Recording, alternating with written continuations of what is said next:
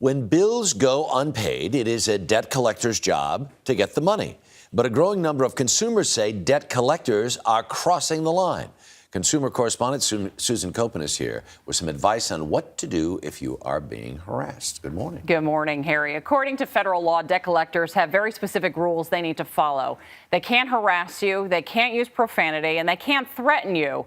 But with millions of Americans owing money, some collectors are breaking the law in an effort to get consumers to pay up. Monica Johnson was at work when a debt collector called saying there was a warrant for her arrest. At that moment, my heart is dropping.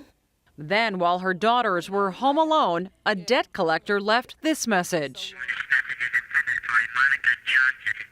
I'm over here by the truck stop, finishing up my coffee, and then I'll be stopping by. I'll see you in the next couple hours or so. You're scared because how far is somebody willing to go to get this money? In reality, there was no warrant, and no one was stopping by. They were simply scare tactics to get Monica to pay. That is entirely inappropriate and entirely illegal. Joel Winston is with the Federal Trade Commission. In terms of the number of complaints received here at the FTC, how does debt collection rank? The FTC receives more complaints about debt collection than any other single industry. The agency received 100,000 complaints about debt collectors last year alone. How often do you think that debt collectors aren't playing by the rules? In too many cases, they go over the line. Like these collectors caught in the act. You're just a loser. Why don't you just go jump in front of a train? You want to be a man, or you want to hide behind a telephone like a little bitty mouse?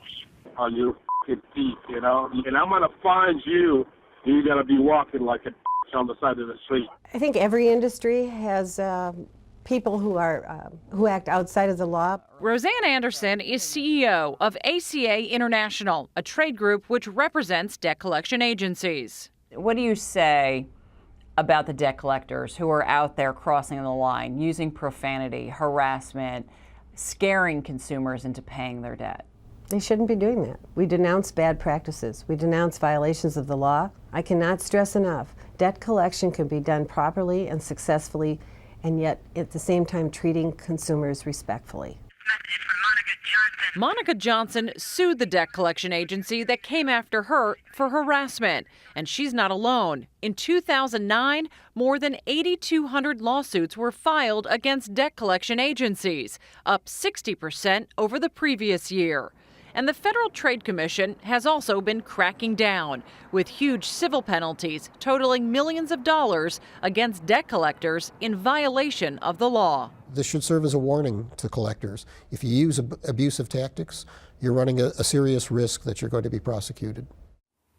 And we contacted the collection agency that was calling Monica Johnson. We were told the debt collector who left her that message was terminated. And after our phone call, the company settled with the Johnson family. Harry. Nice to have you around, as always, to help out in a situation like that. But what should consumers do if they feel like they are being harassed in a debt collection situation? There's a few things you can do. First of all, contact your state attorney general. You can also file a complaint with the Federal Trade Commission and look into your rights. Realize what is fair and what is not fair. And if you really think you are being harassed and that they're breaking the law, you can file a lawsuit.